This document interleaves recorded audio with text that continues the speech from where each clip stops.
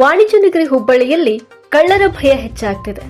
ನಗರದ ಹೃದಯ ಭಾಗದಲ್ಲಿರುವಂತಹ ಮರಾಠಗಲ್ಲಿಯ ಹನುಮಂತ ದೇವಸ್ಥಾನಕ್ಕೆ ನುಗ್ಗಿದ ಕಳ್ಳರು ಹಣ ಮತ್ತು ಆಭರಣಗಳನ್ನು ದೋಚಿದ್ದಾರೆ.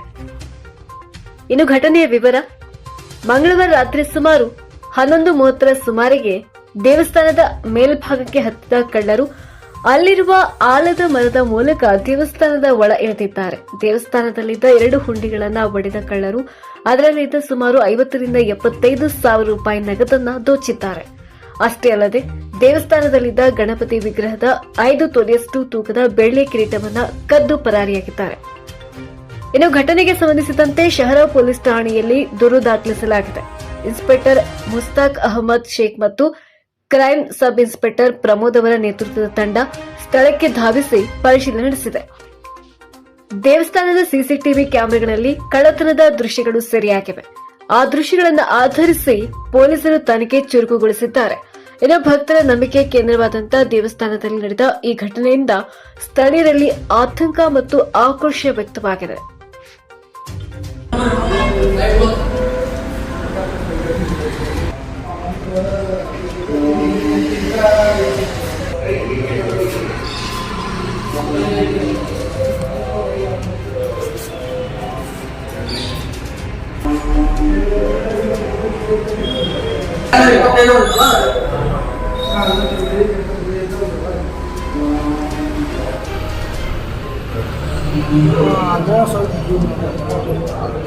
ಕಟಿಂಗ್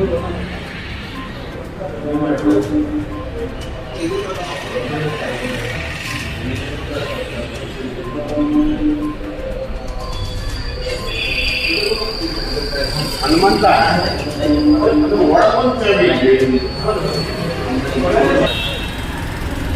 ಫುಲ್ ಪ್ಯಾಕ್ ಐತ್ರಿ ಇದು.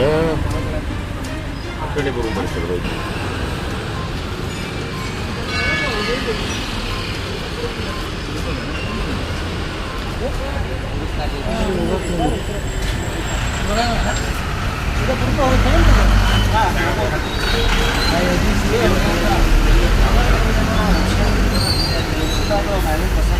ಎಲ್ಲ ನೋಡೋಣ ಮನೆ ಯಾವ ಪ್ಲಾನ್ ಇಷ್ಟ ಮಾಡಿ ಬೇರೆ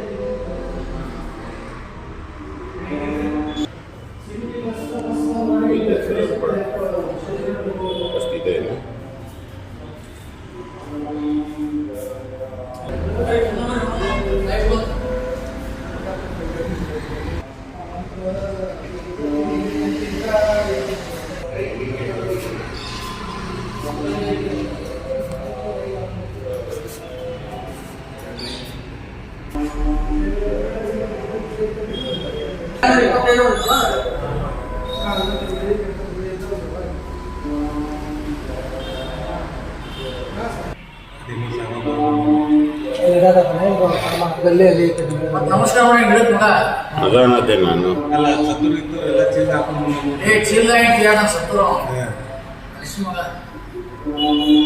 ಚೀಲ ತಂದ